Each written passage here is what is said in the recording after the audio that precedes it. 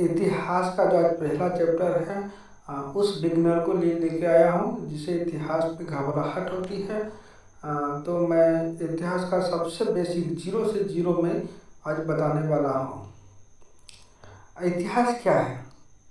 इतिहास हर वो बात जो बीत गया है उसे इतिहास कहते हैं, ठीक है ना। इतिहास जो है, विश्व के इतिहास पढ़ेंगे तो विश्व के बारे में जानेंगे, ठीक है ना। अगर हम भारत के इतिहास को पढ़ेंगे तो ये भारत के बारे में पढ़ेंगे। जैसे भारत में घटित वो घटना, जैसे भारत उस समय के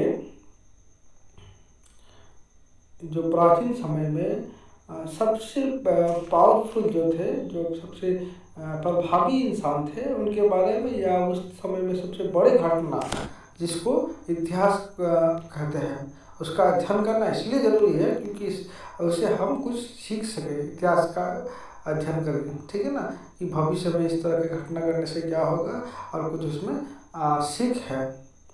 तो सबसे पहले इतिहास को हम जानते हैं। अगर आप किसी स्टेट का इतिहास को पढ़ेंगे तो वो देखिए, जैसे मान लीजिए अगर किसी घटना एक प्राचीन काल में हुआ है अमेरिका में, तो क्या वो घटना उस टाइम कुछ तो घटना भारत में भी हुआ होगा, उस टाइम कुछ घटना हमारे राज्य में भी हुआ था, हमारे गांव में भी हुआ था। इसीलिए इतिहास को है विश्व में अलग अलग ये घटना को हम देखते हैं।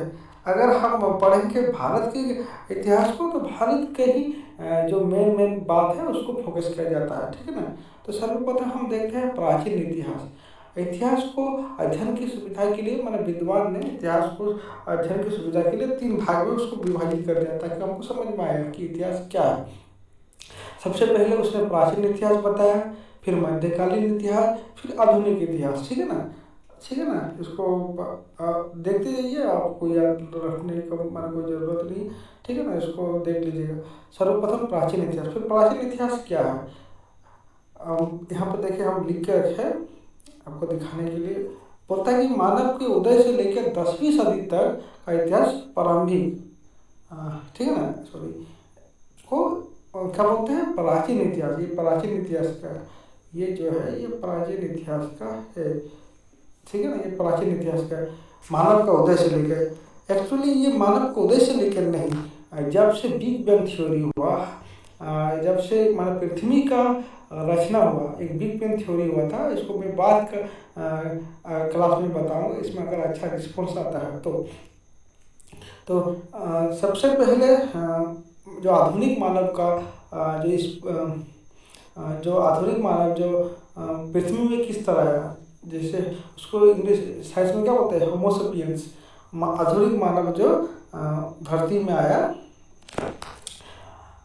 फिर मध्यकालीन इतिहास 6वीं सदी से शताब्दी से लेकर 13वीं शताब्दी तक। वहीं सदी और शताब्दी उसी को बोला जाता है, उसी का नाम है सदी या शताब्दी। फिर मैं बताऊंगा सदी और शताब्दी कहते किसको है, ठीक है ना। बहुत जो बिगनर है उनको पता नहीं है। तो सबसे पहले ये 13वीं शताब्दी से लेकर 16वीं शताब्दी, ठीक है ना, ये जो है, ठीक है ना, 16वीं शताब्दी से लेकर, ये देखिए थोड़ा ये हो गया है, ये मध्यकालीन इतिहास के बारे में 16वीं शताब्दी से लेकर 13वीं शताब्दी तक। और ये प्रारंभिक मध्यकाल, मध्यकाल को 2 भागों में विभाजित किया है, ठीक है ना। तो मैं अभी क्या बोलते हैं प्राचीन काल को भी कितना भागों में विभाजित किया मैं बाद में बताऊंगा। अब मोटा मोटी देख लीजिए। फिर देखिए 13वीं शताब्दी से लेकर 16वीं शताब्दी यह है गत मध्यकालीन, मानिए उसके बाद का जो मध्यकालीन है। एक्चुअली आप कोई कॉम्पिटिटिव एग्जाम देंगे, जैसे इसमें सब्जेक्टिव एग्जाम होता है, उसमें हमको NCERT को ही लेकर चलना पड़ता है। एक्चुअली विद्वान का जो ये है, जो इतिहासकार है, वो रोज रोज अपने मत को बदलते रहेगा, ठीक है ना। माने कोई देश में जाइएगा, कोई राज्य में जाइएगा, उन लोगों का बीच मतभेद होते रहता है कि नहीं इस 6वीं सदी से नहीं, किसी कोई बोलता है कि जो मध्यकालीन इतिहास है 1857 तक गया है, जब मानो मुगल जब तक चला है तब तक। मैं यहाँ पर दिखा हुआ देखिए 16वीं शताब्दी, किंतु किसी किसी का कहना कि 1857 19वीं सदी तक ये मध्यकालीन इतिहास गया है। तो तभी हम उसको बाद में चर्चा करेंगे। तो सबसे पहले आप देखिए, मोटा मोटी समझने की कोशिश करिए कि विद्वानों का जो कहना है वो अलग अलग है। तो हम एनसीईआरटी को ही लेके चलेंगे कि एनसीईआरटी ज़्यादातर जो एग्ज़ाम है एनसीईआरटी को ही लेके चलता है, ठीक है ना। अगर उसको आप देखिएगा तो अलग अलग विद्वान, अलग अलग किताब, अलग अलग वेब में देखिए, विकिपीडिया में देखिए तो अलग अलग होगा, ठीक है ना। तो देखिए फिर आधुनिक इतिहास, ठीक है ना। फिर आधुनिक इतिहास हो गया 1857 के बाद अंग्रेज जो था वो भारत में आ गया।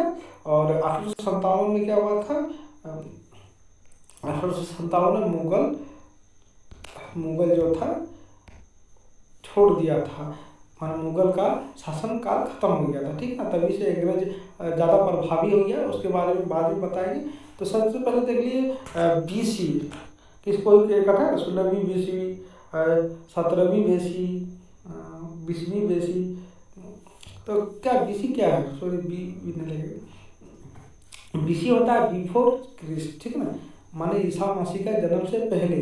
और एडी होता है एनो डेमिनो, इसको सीई भी बोलता है, कॉमन एरा, ठीक है ना। यहाँ पर लिख दिए हैं कॉमन एरा भी कहता है, ठीक है ना, इसको कॉमन एरा भी कहता है। जैसे यहाँ पे सपोज दैट ये एक काल्पनिक है, ये विद्वानों ने एक काल्पनिक किया हुआ है कि इसको ऐसे माना जाएगा।